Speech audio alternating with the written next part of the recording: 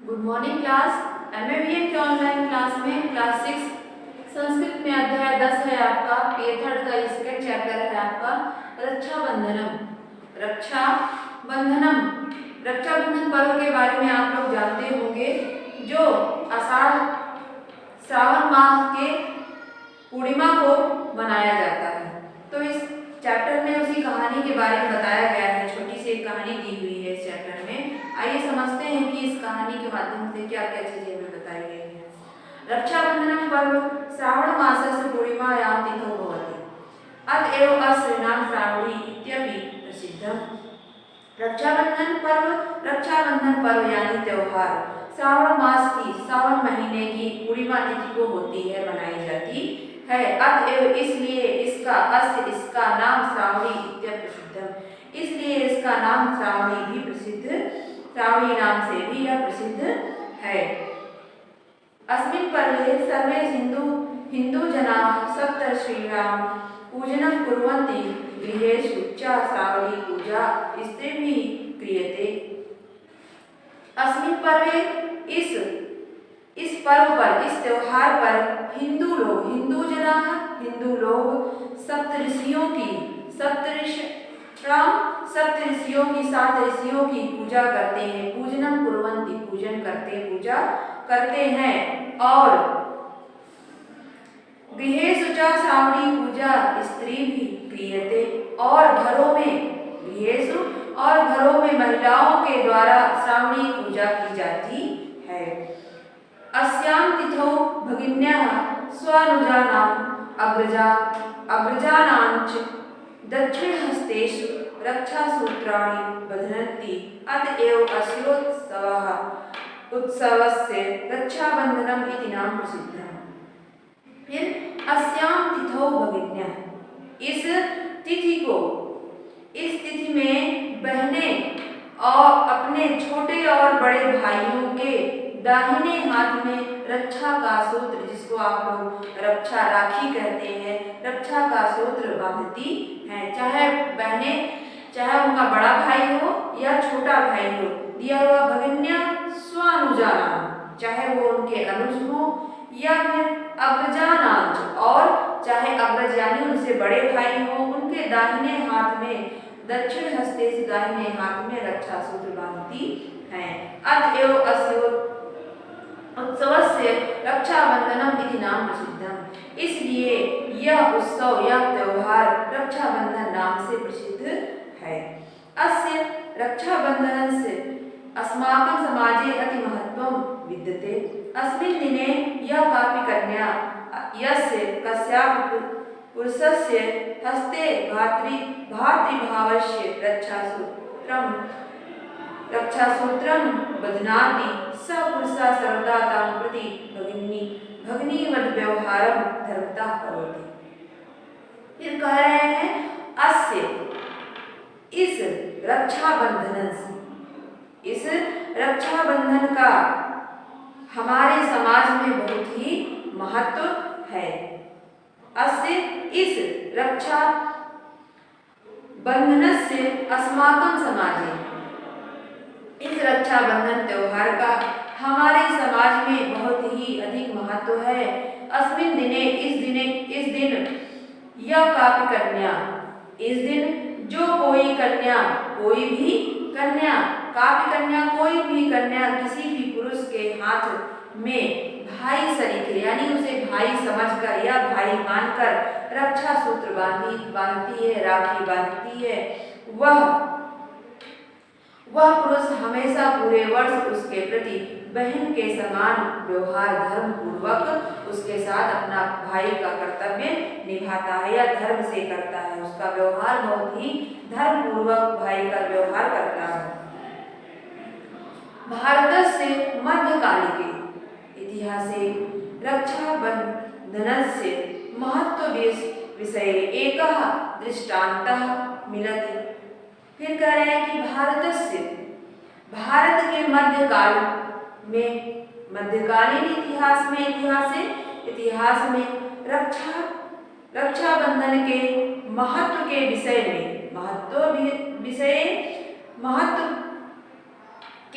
में एक दृष्टांतः यानी एक उदाहरण मिलता है। चित्तौड़स्य हिंदू राज्ञी, चित्तौड़ की हिंदू रानी कर्मवती हुमायूं नामकं मुसलमान सम्राटं स्वभ्रातृं मत्वा तस्य पार्श्वे रक्षासूत्रं प्रेषितवती। चित्तौड़ की हिंदू रानी कर्मवती, जिनका नाम था कर्मवती, हुमायूं नामक मुसलमान सम्राट को स्वभ्रातृ यानी अपना भाई मानकर तस्य पार्श्वे यानी उनके पास रक्षा सूत्र भेजती है। सह सम्राट रक्षा सूत्रम स्वीकृत्य तस्याः सम्मान रक्षाम अकरोत्। सह उन्होंने वह सम्राट रक्षा सूत्र, वह सम्राट यानी सम्राट हुमायूं ने उनके रक्षा सूत्र को स्वीकार किया और उनका सम्मान रक्षाम अकरोत्। वह सम्राट रक्षा सूत्र को यानी राखी को स्वीकार करके उनके सम्मान की रक्षा करता है। गुजरात नरेशेन सह युद्धे चित्तौड़ देशस्य सहायताम् अकरोत्। गुजरात नरेश यानी गुजरात के राजा के साथ युद्ध में चित्तौड़ देश की सहायताम् अकरोत् देश की रक्षा करता है। एतत् खलु महत्त्वम् अस्ति रक्षाबंधन पर्वणि प्रयुक्तस्य रक्षासूत्रस्य। एतत् खलु रक्षाबंधन के पर्व पर, खलु निश्चय ही रक्षाबंधन के पर्व पर प्रयोग होने वाले रक्षा सूत्र का यही महत्व है। एतत् खलु महत्त्वम् अस्ति रक्षाबंधन पर्वणि प्रयुक्तस्य रक्षासूत्रस्य, यानी निश्चय ही जो है महत्व है किसका, रक्षाबंधन पर्व में जो प्रयुक्त यानी प्रयोग किया जाता है, जो राखी रक्षा सूत्र बांधा जाता है, उसका रक्षा सूत्र का यही महत्व होता है कि अगर कोई बहन जो है मुसीबत में है, परेशानी में है, तो उसके भाई को उसकी मदद करनी चाहिए। रक्षाबंधन दिवसे एव उपाकर्म संस्कारस्यापि विधानम् अस्ति। रक्षाबंधन दिवस पर उपाकर्म एक संस्कार होता है, उपाकर्म संस्कार का भी विधान है, का भी प्रचलन है। एतत् अर्थं धार्मिकाः जनाः पुरोहितेन सह नदीतटं पवित्रं सरोवरं वा गच्छन्ति। एतत् अर्थं यानी इसके लिए धार्मिक लोग जो धर्म को मानते हैं, धार्मिक लोग पुरोहित के साथ अपने पुरोहित जो आपके पुरोहित होते हैं, पंडित होते हैं, उनके साथ नदी के तट पर या पवित्र नदी के तट पर या सरोवर के किनारे जाते हैं। तत्र आवर्षं कृतानि निषिद्ध कार्याणि अनुस्मरन्ति पुनश्च तानि असत्य कार्याणि न भवेयुः इति प्रायश्चित्तं कुर्वन्ति। औषधीनाम् अनुलेपनं कृत्वा जले बहुवारं स्नानं च कुर्वन्ति। फिर कह रहे हैं तत्र आवर्षम, यहाँ पर क्या होता है, तत्र आवर्षम यानी वहां से वो नदी के तट या सरोवर, किसी पवित्र नदी के किनारे या सरोवर के किनारे जाते हैं और वहां में पूरे वर्ष किए गए जो भी निषिद्ध कार्य होते हैं, जो बुरे कार्य वो किए रहते हैं, जाने अनजाने में किसी को दुख पहुंचाते हैं, किसी का अहित कर देते हैं, उसको अनुस्मरण यानी उसको स्मरण करते हुए कार्यों का स्मरण करते हैं और पुनः स्मरण करते हैं, पुनश्च और पुनः तानि असत्य कार्याणि न भवेयुः इति प्रायश्चित्तं कुर्वन्ति। और भी क्या करते हैं, ऐसा जो है विचार करते, अपने मन में दृढ़ संकल्प लेते हैं कि उनसे जो भी असत्य कार्य कोई भी आगे आने वाले समय में कोई असत्यकाल, कोई ऐसी अनहोनी ना हो। इसके लिए वो वहां पर प्रायश्चित करते हैं। औषधि नाम अनुलेपनम कृत्वा जले बहुवारम स्नानं च कुर्वन्ति। औषधियों का लेपन करके, औषधि नाम औषधियों का लेपन करके, कृत्वा करके, जले जल में, बहुवारम बार बार स्नान करते हैं। एवं अस्य महत्वं ज्ञात्वा भारत शासनेन अयं दिवसः संस्कृत दिवस रूपेणोद्घोषितः अस्ति।